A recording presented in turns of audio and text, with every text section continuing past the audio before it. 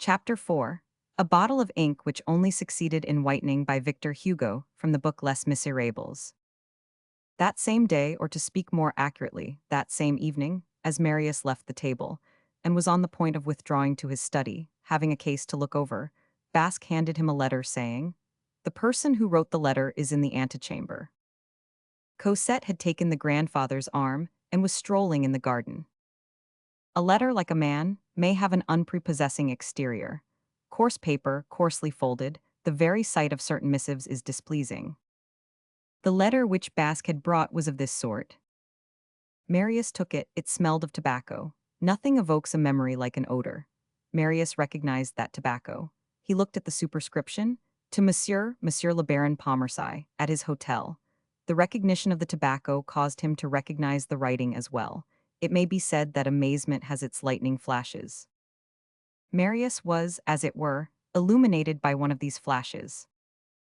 The sense of smell, that mysterious aid to memory, had just revived a whole world within him. This was certainly the paper, the fashion of folding, the dull tint of ink. It was certainly the well-known handwriting, especially was it the same tobacco. The Jondrette garret rose before his mind. Thus, strange freak of chance. One of the two scents which he had so diligently sought, the one in connection with which he had lately again exerted so many efforts, and which he supposed to be forever lost, had come and presented itself to him of its own accord. He eagerly broke the seal and read.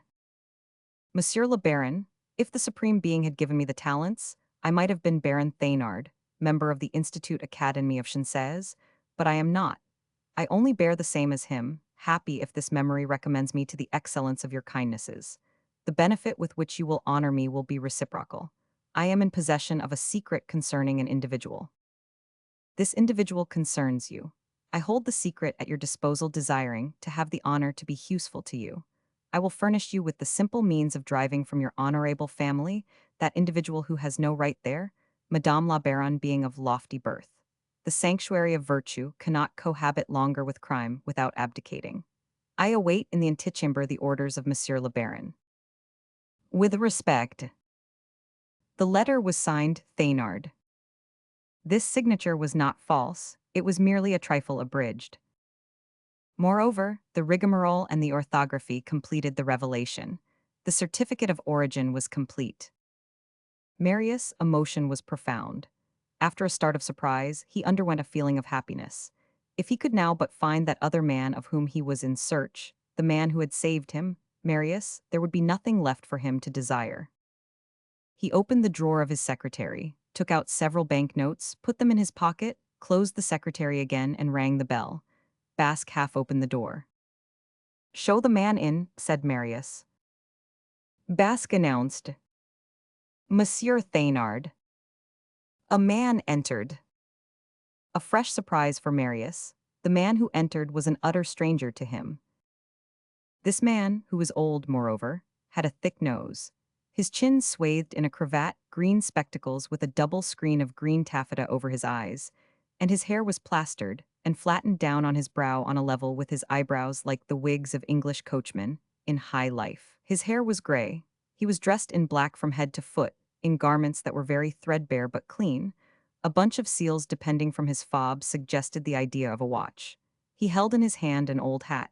He walked in a bent attitude, and the curve in his spine augmented the profundity of his bow. The first thing that struck the observer was that this personage's coat, which was too ample although carefully buttoned, had not been made for him. Here a short digression becomes necessary. There was in Paris at that epoch, in a low-lived old lodging in the Rue Beautreillis, near the Arsenal, an ingenious Jew whose profession was to change villains into honest men. Not for too long, which might have proved embarrassing for the villain. The change was on sight, for a day or two, at the rate of 30 sous a day, by means of a costume which resembled the honesty of the world in general as nearly as possible. This costumer was called the Changer. The pickpockets of Paris had given him this name and knew him by no other. He had a tolerably complete wardrobe. The rags with which he tricked out people were almost probable. He had specialties and categories. On each nail of his shop hung a social status, threadbare and worn. Here the suit of a magistrate, there the outfit of a curé, beyond the outfit of a banker, in one corner the costume of a retired military man, elsewhere the habiliments of a man of letters, and further on the dress of a statesman. This creature was the costumer of the immense drama which knavery plays in Paris. His lair was the green room whence theft emerged, and into which roguery retreated. A tattered knave arrived at this dressing-room, deposited his 30 sous and selected, according to the part which he wished to play, the costume which suited him. And on descending the stairs once more, the knave was a somebody. On the following day, the clothes were faithfully returned, and the changer, who trusted the thieves with everything, was never robbed. There was one inconvenience about these clothes: they did not fit. Not having been made for those who wore them, they were too tight for one, too loose for another, and did not adjust themselves to anyone. Every pickpocket who exceeded or fell short of the human average was ill at his ease in the changer's costumes. It was necessary that one should not be either too fat or too lean. The changer had foreseen only ordinary men. He had taken the measure of the species from the first rascal who came to hand, who is neither stout nor thin, neither tall nor short. Hence adaptations which were sometimes difficult, and from which the changer's clients extricated themselves as best they might. So much the worse for the exceptions. The suit of the statesman, for instance, black from head to foot, and consequently proper, would have been too large for Pitt and too small for Castelcicala. The costume of a statesman was designated as follows in the changer's catalogue. We copy: a coat of black cloth, trousers of black wool, a silk waistcoat, boots and linen. On the margin there stood, ex-ambassador, and a note which we also copy. In a separate box, a neatly frizzed peruke, green glasses, seals, and 2 small quills an inch long, wrapped in cotton. All this belonged to the statesman, the ex-ambassador. This whole costume was, if we may so express ourselves, debilitated. The seams were white. A vague buttonhole yawned at one of the elbows. Moreover, one of the coat buttons was missing on the breast. But this was only detail. As the hand of the statesman should always be thrust into his coat and laid upon his heart, its function was to conceal the absent button. If Marius had been familiar with the occult institutions of Paris, he would instantly have recognized upon the back of the visitor, whom Basque had just shown in, the statesman's suit borrowed from the pick-me-down-that shop of the changer. Marius' disappointment on beholding another man than the one whom he expected to see turned to the newcomer's disadvantage. He surveyed him from head to foot, while that personage made exaggerated bows and demanded in a curt tone, "What do you want?" The man replied with an amiable grin, of which the caressing smile of a crocodile will furnish some idea.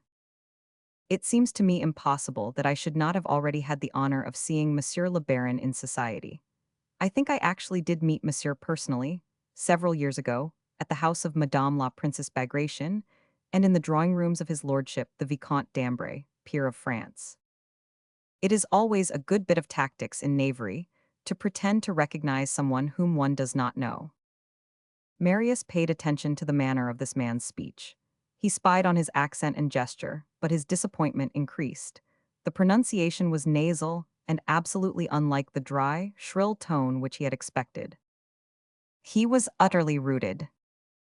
"I know neither Madame Bagration nor M. d'Ambray," said he. "I have never set foot in the house of either of them in my life." The reply was ungracious. The personage, determined to be gracious at any cost, insisted.